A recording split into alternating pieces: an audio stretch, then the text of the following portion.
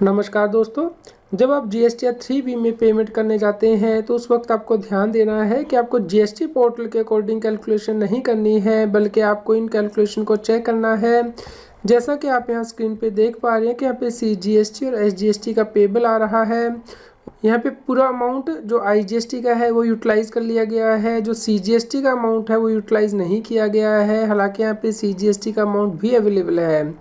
जैसा कि आप यहाँ पे ऊपर स्क्रीन पे देख पा रहे हैं कि हमारे पास IGST भी है, CGST और SGST भी है। तो इस केस में आपको कैलकुलेशंस जो है CBIC के सर्कुलर के अकॉर्डिंग करनी है और यहाँ पे सेटअप करना है, क्योंकि यदि आप इन कैलकुलेशंस के अकॉर्डिंग जाते हैं जो कि GST पोर्टल के द्वारा दिखाई दी जा रही है, तो उस केस में यहाँ पे देखिए जो टैक्स पेबल आ रहा है कैश में जो कि पे करना है, जबकि यदि हम सही सेटअप करें तो हमें कैश में पेमेंट करने की आवश्यकता नहीं पड़ेगी।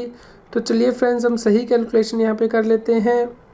जैसा कि फ्रेंड्स आप अपनी स्क्रीन पे देख पा रहे हैं, यहाँ पे CBIC के द्वारा जो सर्कुलर जारी किया गया था उसमें बताया गया था कि यदि आपकी IGST की लायबिलिटी है तो सबसे पहले आपको IGST का इनपुट एज क्रेडिट यूज़ करना है।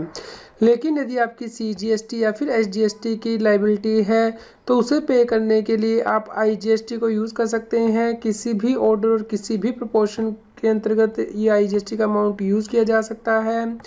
और जब आप IGST का input as credit completely use कर लेंगे उसके बाद ही आपको CGST का या फिर SGST का इनपुट एज क्रेडिट यूज़ करना है।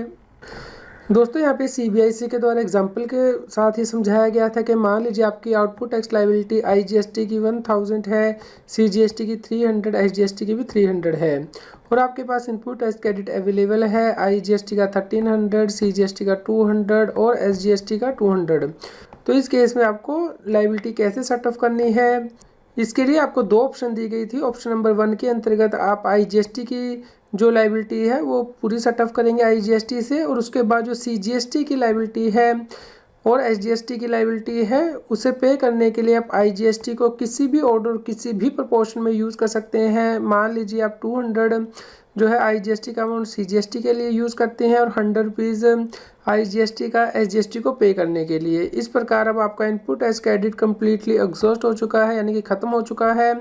उसके बाद आप CGST की आउटपुट टैक्स लायबिलिटी पे करेंगे CGST के इनपुट एज क्रेडिट से, और SGST की लायबिलिटी पे करेंगे SGST के इनपुट एज क्रेडिट से। या फिर यहाँ पे आपके पास दूसरी ऑप्शन भी दी गई थी, यानी कि यहाँ पे जो आपने पे किया है CGST का वो 100 रुपीज़ IGST से पे किया है, और SGST का आउटपुट टैक्स आपने पे किया है IGST से 200 रुपीज़, और बैलेंस अमाउंट आपने CGST का इनपुट टैक्स क्रेडिट यूज़ किया है CGST की आउटपुट टैक्स लायबिलिटी को पे करने के लिए, और SGST का इनपुट टैक्स क्रेडिट यूज़ किया है SGST की लायबिलिटी को पे करने के लिए। तो ये ऑप्शन आपके ऊपर है कि आप किस ऑर्डर किस प्रपोर्शन में IGST का अमाउंट यूज़ करते हैं, जबकि GST पोर्टल के द्वारा जो 100% अमाउंट है यहाँ पे CGST के लिए यूज़ किया जा रहा है, जो कि सही नहीं है।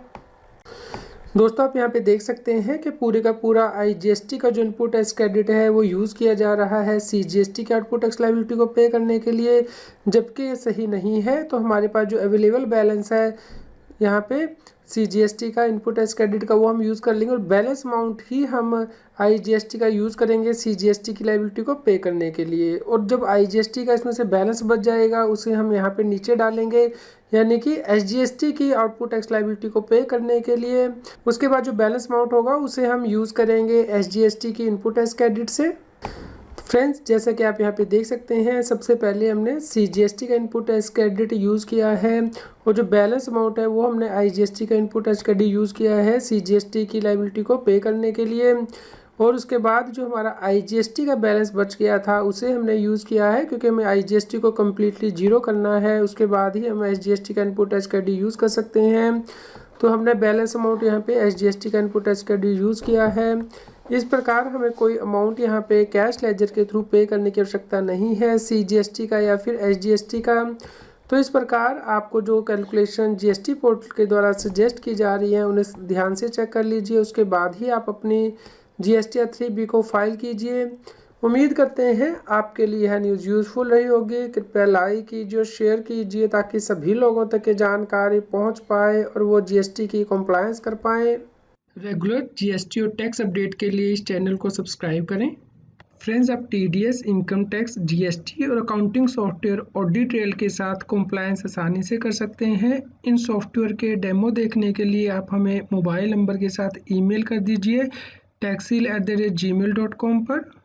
आप हमें Telegram app CS Satbir Singh Taxil पर ज्वाइन कर सकते हैं ताकि आप जीएसटी और इनकम टैक्स के रेगुलर अपडेट अपने मोबाइल पर ही प्राप्त कर सकें।